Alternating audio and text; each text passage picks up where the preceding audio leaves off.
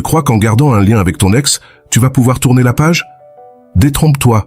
Chaque message, chaque souvenir partagé te garde prisonnier de ton passé. Et si je te disais qu'il existe une méthode simple pour enfin te détacher émotionnellement et avancer? Aujourd'hui, je vais te donner 5 étapes concrètes pour t'aider à faire ce pas décisif vers ta liberté émotionnelle. Dans cette vidéo, je vais vous donner 5 étapes pour vous détacher de quelqu'un émotionnellement. Mais avant de commencer, je vous serai extrêmement reconnaissant si vous appuyez sur le pouce levé, car cela m'aide à faire connaître cette philosophie à plus de personnes. Si vous ne voulez manquer aucune vidéo, abonnez-vous et activez la cloche.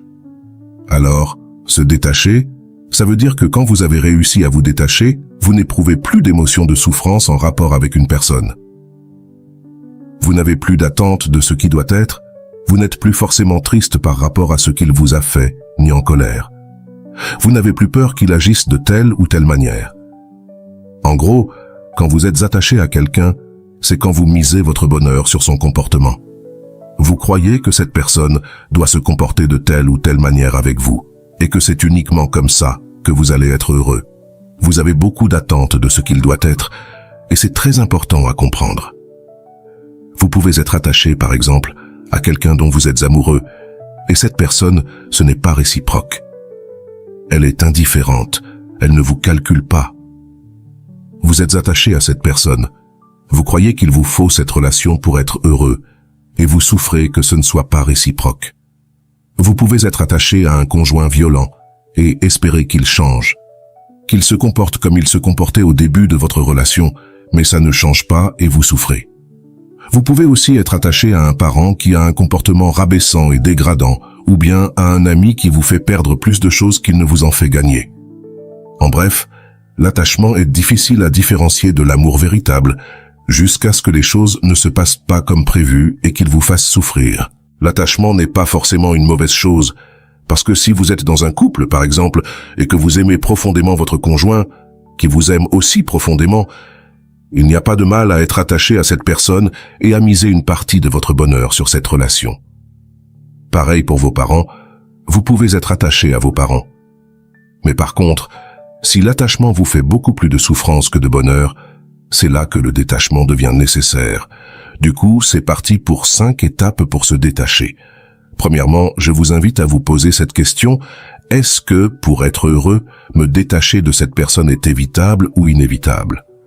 Est-ce que vous pouvez, dans votre futur, vivre heureux tout en restant attaché à la personne dont vous souhaitez vous détacher? Ou est-ce que c'est impossible?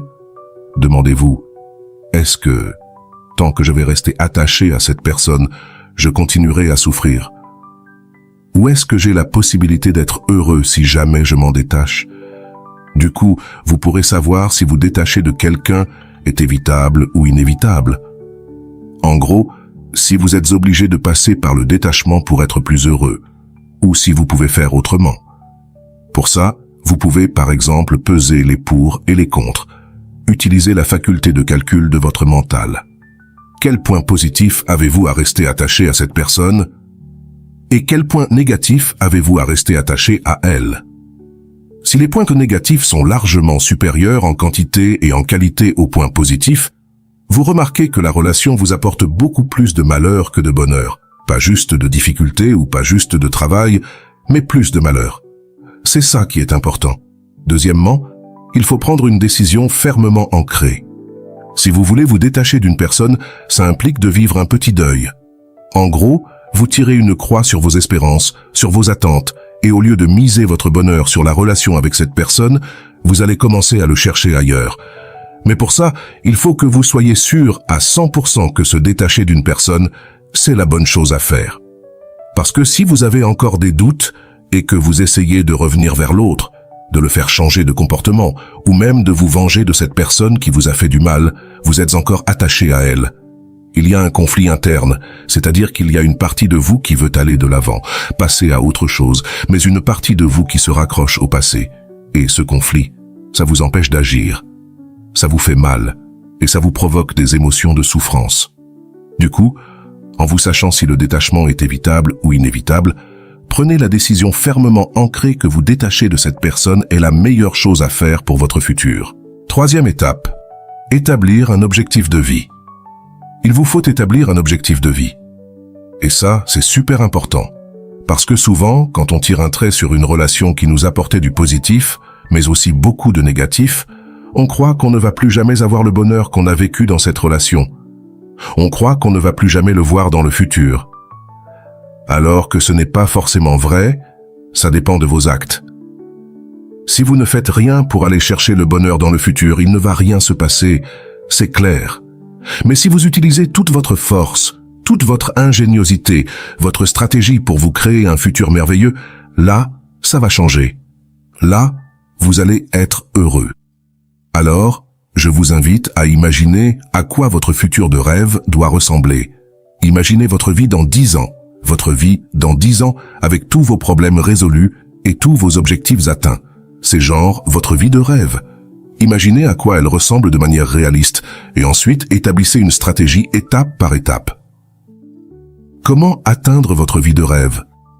Si vous n'avez encore jamais fait ça dans votre vie, c'est le moment de vous bouger, de vous mettre à l'action et je vous encourage fortement parce que ça ne peut qu'être positif pour vous.